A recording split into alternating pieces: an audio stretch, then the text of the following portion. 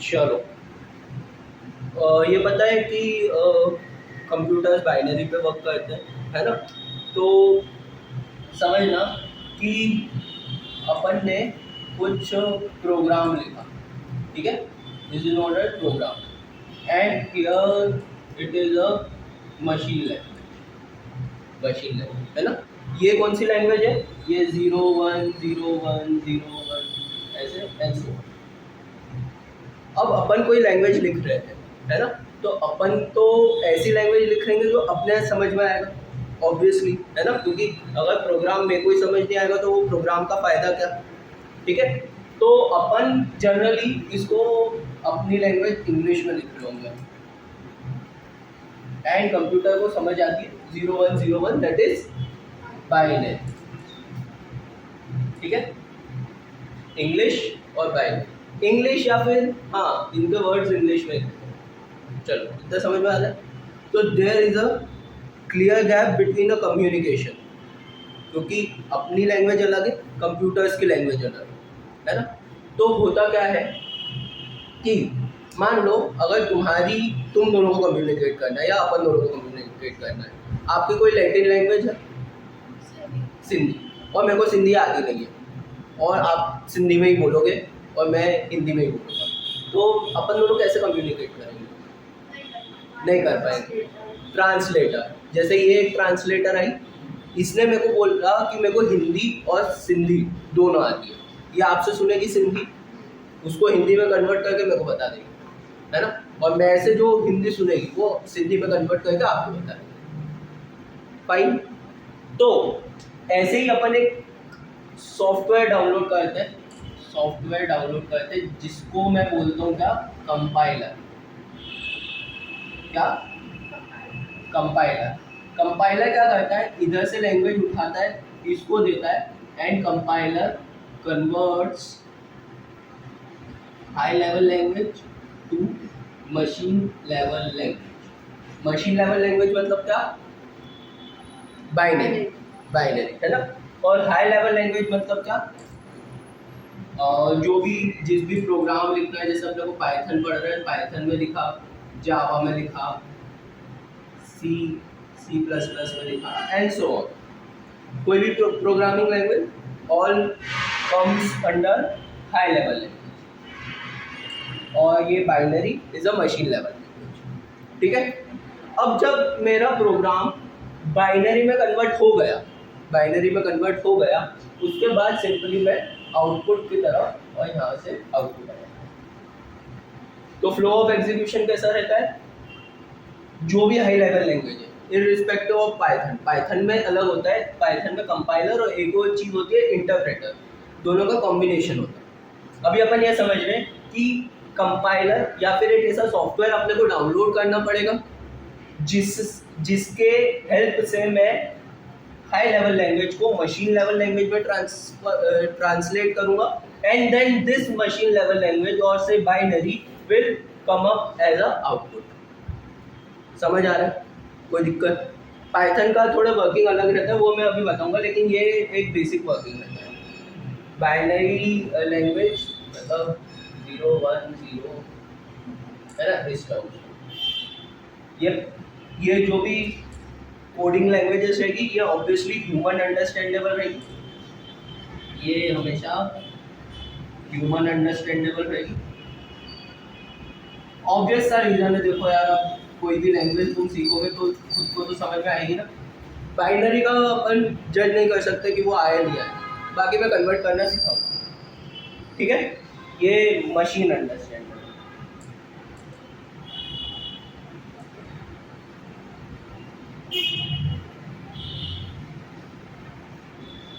ठीक है? और फिर इसके बाद आता है आउटपुट। इतना समझ में आया? पक्का लिख लो। नोट मेकिंग करते हो नहीं करते?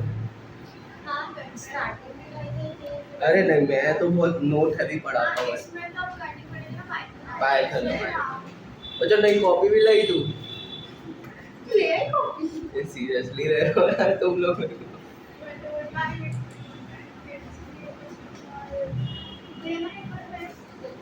चलो अपन पॉज कर।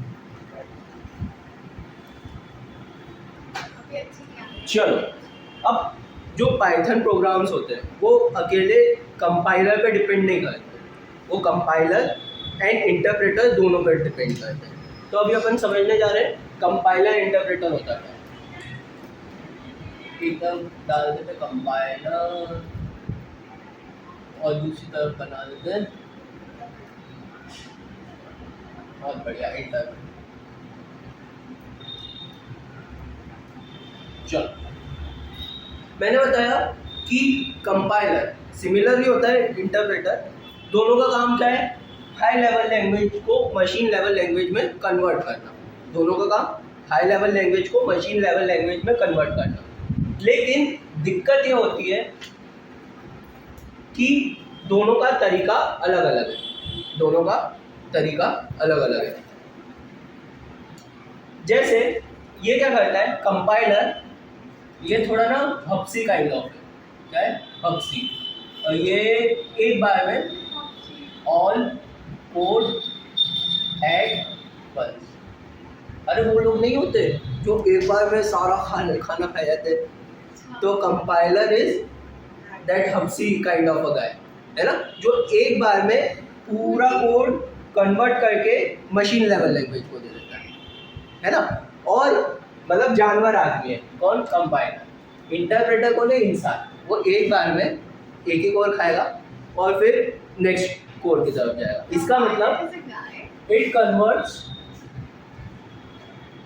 converts high level language to machine level language one line at a time।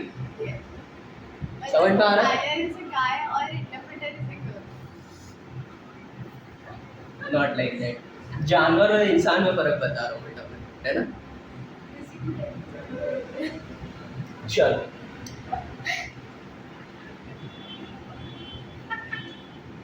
बेटा मैंने कुछ लड़कियां भी ऐसे देखी है जो एक बार हफ्सी पन्ने कर देती, जैसे मेरी बहन।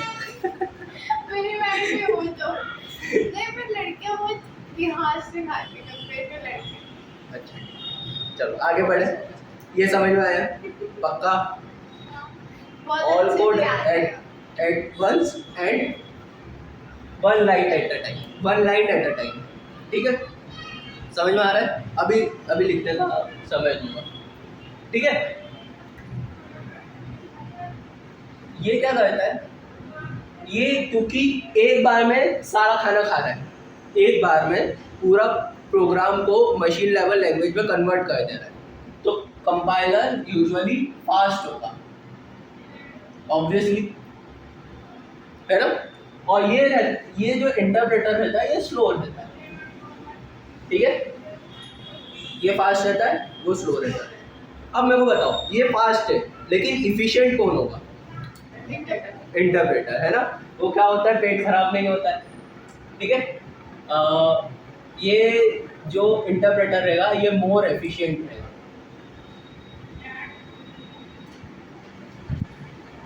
और ये लेस एफिशिएंट। अब ऐसा क्यों होता है समझना, ये फास्ट है लेकिन पूरा की पूरा कोड को एक बार में मशीन लेवल लैंग्वेज में कन्वर्ट करके और दे देगा। अब ऐसा तो होगा नहीं कि छोटे छोटे कोड रहेंगे 5-10 लाइन के, बड़ी कंपनीज में क्या होता है बहुत बहुत सारी लाइन के कोड रहते हैं, है ना। और अगर अपने को मौका मिला तो अपन भी बहुत बड़े बड़े कोड बनाएंगे, है ना। उसमें होता क्या है कि मान लो कोई 70th लाइन पे कोड है, 70 लाइन्स का कोड है और 50th लाइन पे एरर है, तो कंपाइलर क्या करेगा, ये बोलेगा एरर है एरर है एरर है, कहाँ है पता नहीं। इंटरप्रेटर क्या करेगा, लाइन बाय लाइन चलता रहेगा, लाइन बाय लाइन। उसने जैसे ही 50th लाइन एनकाउंटर करी, वहाँ एरर आया, वही स्टॉप हो गया, समझ में आ रहा है।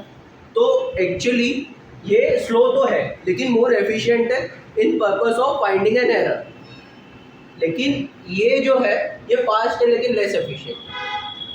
समझ में आया कोई दिक्कत? चलो ये लिख लो, कंपाइलर इंटरप्रेटर दोनों का काम एक ही है, converts high level language to machine level language.